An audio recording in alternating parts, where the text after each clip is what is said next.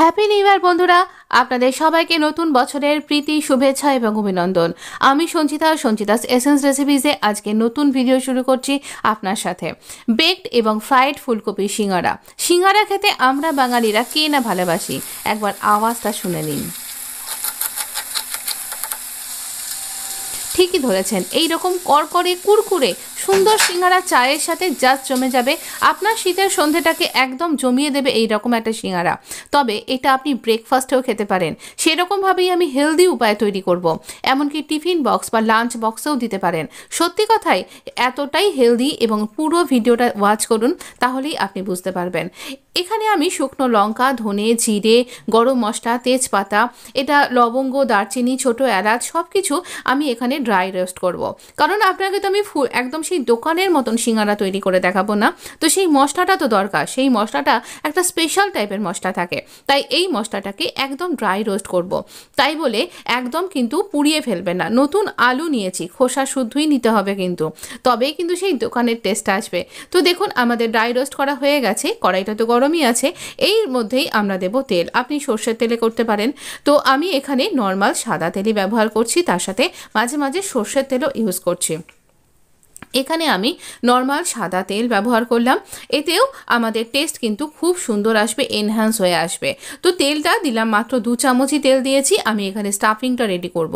ফুলকপি সিঙ্গারা যখন, ফুলকপিও তো অবশ্যই লাগবে। প্রথমে তেলে দেব আমরা জিরে, এখানে 1/2 চামচ মতন জিরে আমি অ্যাড করলাম। এবারে দিচ্ছি হিং, এটা কিন্তু অবশ্যই দিতে হবে, তবেই সেই টেস্টটা আসবে এবং এটা হজমেও খুব সাহায্য করবে। তো হিংয়ের ভালো গন্ধটা বেরোবে। তারপরে আমরা দিয়ে দিচ্ছি শুকনো লঙ্কা।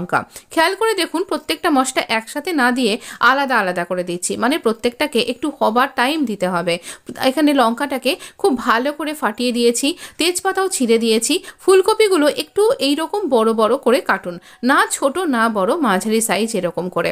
আর বেশ যতটা আপনি চাইছেন বেশ বেশি করে ফুলকপি দিতে হবে। আলুর তুলনায় ফুলকপির পরিমাণ যেন বেশি হয়, কারণ আমরা আলু সমোসা নয়, ফুলকপির সিঙ্গারা তৈরি করছি।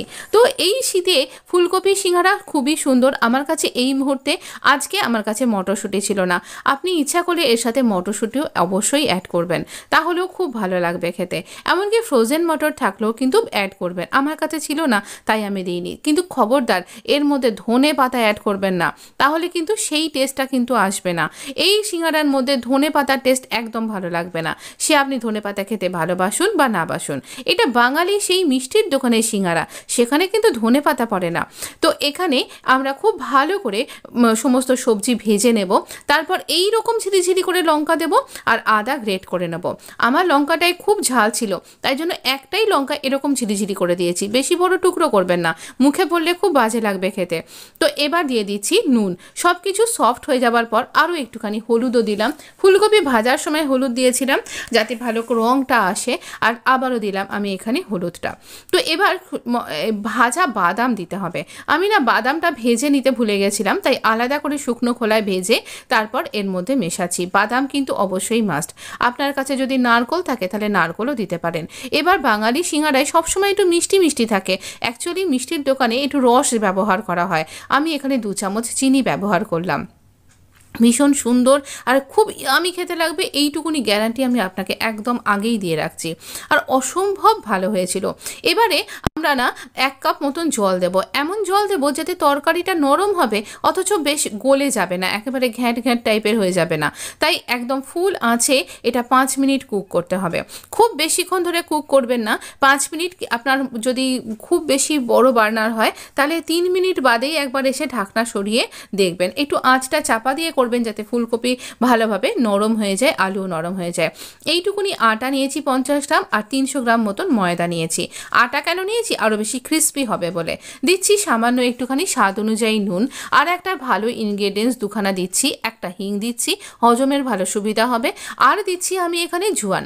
এখানে বেশ 2 চামচ মতন জোয়ান আমি হাতে নিয়েছি, নিয়ে এভাবে গ্রাব করে দিয়ে দিতে হবে। আপনি জোয়ানের গুঁড়োও ব্যবহার করতে পারেন, তাহলেও অনবদ্য লাগবে। আর দিচ্ছি এখানে 4 চামচ তেল। তেল। আপনি এখানে ঘিয়ের ময়ানও কিন্তু ব্যবহার করতে পারেন। যেহেতু আমার বাড়িতে ঘিটা চলে না, সেই জন্য আমি এখানে ঘি দিচ্ছি না। তো এখানে খুব ভালো করে শুকনো উপকরণগুলো আমরা ভালো করে মিশিয়ে নেব। এবারে কিন্তু একটু বেশি ফাস্ট ফরওয়ার্ডে দেখাচ্ছি। আটা আমরা সবাই রোজ রোজই মাখি, এর মধ্যে নতুনত্ব কিছু নেই। শুধু ময়ানটা খেয়াল রাখবেন যেন এরকমভাবে মুঠো করলে বেশ একটা দলা মতন পাকিয়ে যায়, তাহলেই আপনার ময়ানটা রেডি। এবারে একটু রুম টেম্পারেচারে থাকা জল দিয়ে আমরা এখানে এই ডোটাকে মেখে নেব।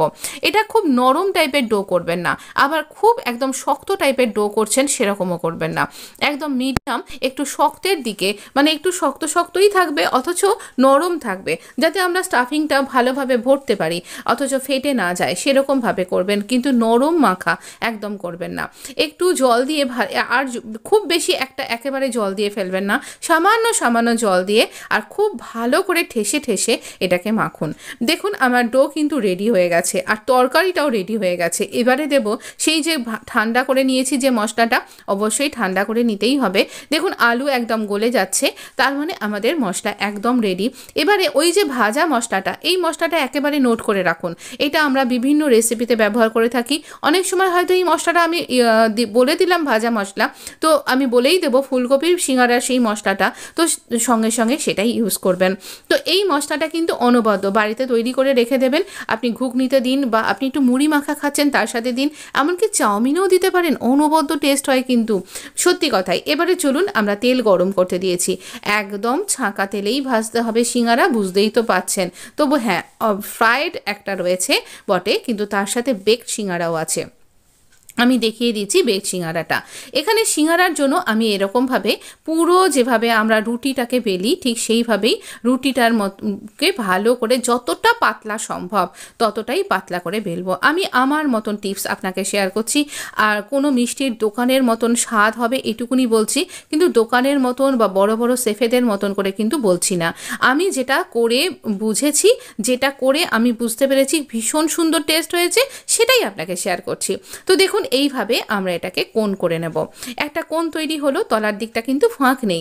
এবারে ভালো করে ফুলকপি, বাদাম, আলু সব কিছু যাতে ভালোভাবে যায় সেইভাবে এইখানে স্টাফিংটা ভরুন। এর সাথে একটু কিশমিশও ব্যবহার করতে পারেন, আমার এখন মনে হচ্ছে একটু দিলে বেশ ভালো হতো, তো আরেকদিন না হয় শেয়ার করব। এবার এই কোণাগুলোকে ভালো করে মুড়বেন। এখানে জল আমি ব্যবহার করিনি, কারণ এটা আমি এমনভাবেই ময়দাটা মেখেছি যাতে করে এটা এমনি আটকে যাবে। তো আবার এটা বেক করব বলে এটাকে ছোট করে করলাম। যেটা বেক করবেন সেটাকে একটু আরও বেশি পাতলা করে নেবেন, কারণ এটা বেক হচ্ছে আর এটা তাহলে একটু তাড়াতাড়ি হবে। তো এইভাবে আমরা এটাকে তৈরি করব। আমি বেক কেন করছি আপনি হয়তো জানেন কিনা জানি না, আমার আগের যে আরেকটা যে আমার স্টিচিং চ্যানেল আছে, কাটিং স্টিচিং টিউটোরিয়াল চ্যানেল, আপনি ডেসক্রিপশন বা অ্যাবাউট দুটোতেই পেয়ে যাবেন এর লিঙ্কটা। তো সেই চ্যানেলে আমার যে ইন্ট্রোডাকশন ভিডিও আছে সেখানে আপনি জানতে পারবেন কেন আমি ঘি খাই না। আমার এটা শারীরিক অসুবিধা আছে, সেই জন্য আমি ঘি খাই না এবং ফ্রাইড খাবার আমার বিশেষ রকমের নিষেধাজ্ঞা আছে। তো সেখানে জীবনহানির সংকট হতে পারে, এরকম টাইপের ব্যাপার ইস্যু আছে। তাই আমি এখানে একটা আয়রন প্যানকে অয়েল ব্রাশ করে অনেকক্ষণ থেকে গরম করতে দিয়েছিলাম। তারপরে এর ওপরে দিয়ে দিলাম সিঙ্গারাটা, তার ওপরে আবারও একটু অয়েল ব্রাশ করে নিলাম। একদম ধিমে আছে এটা তৈরি হবে আর একদম লো ফ্লেমে তৈরি হবে।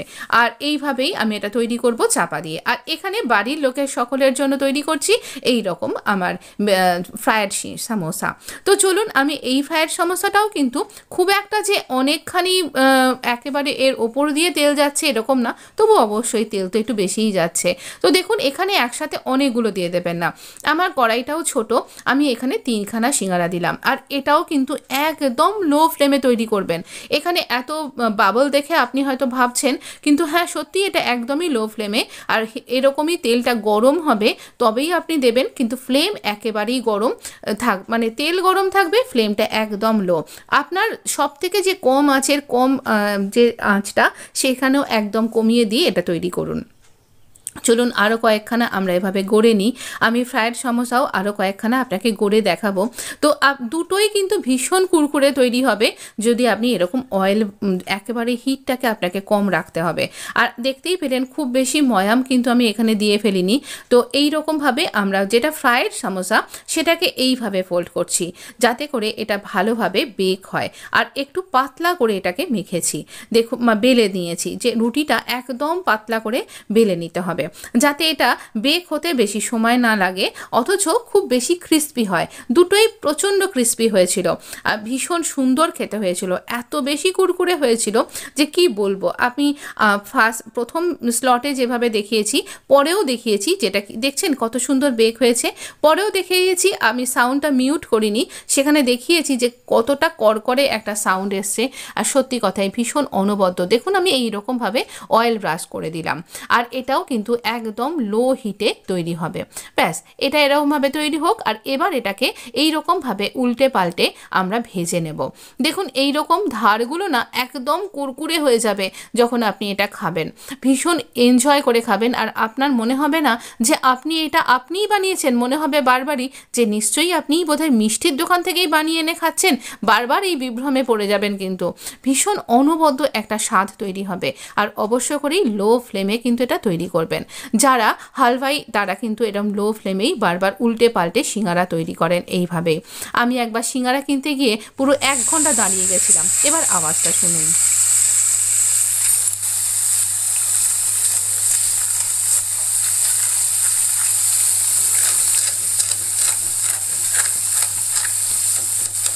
শুনতে পেলেন কতখানি কুরকুরে হয়েছে? আমি কিন্তু একদম সমান আমার আঙুলের সাহায্যেই এখানে হাত দিয়ে স্ক্র্যাচ করে আপনাকে দেখাচ্ছিলাম। তো কতটাই কুরকুরে সিঙ্গারা, এটা আপনি কীভাবে খাবেন চলুন আমি দেখিয়ে দেবো কিভাবে খাবেন। আমি চানাকে, যেহেতু এটা ফ্রাইড একটা আইটেম খাচ্ছি, তো সেই জন্য আমরা এখানে চানাকে বয়েল করে নিয়েছি নুন হলুদ দিয়ে, আর বেশ কিছুটা স্যালাড, ধনেপাতা কুচি, আর নিয়ে নিয়েছি সস। এর সাথে আমি দইও নিয়েছিলাম, যেটা এখানে দেখায়নি। দেখুন আমার ফ্রাইড সমোসাকে যেটা বেকড হয়েছে সেই সমোসাটা দেখুন কতটা ইয়ামি, কতটা টেম্পটিং। আমি যখন হসপিটাল থেকে রিলিজ হচ্ছিলাম তখন সেখানেও কিন্তু এরকম বড় বড় বেকড সমোসা বিক্রি হচ্ছিল। তো আমার তো প্রচণ্ড লোভ হয়েছিল, আর আমি খালি ভাবতাম কবে আমি এটা বানাবো আর খাবো। আজকে আমার সেই স্বাদটা পূরণ হলো। এরকম বেকড সমোসা আমি একজনকে চ্যালেঞ্জও করেছিলাম যে সত্যি এরকম বানানো যায়, আপনিও খেয়ে দিয়ে এনজয় করুন। New year happy.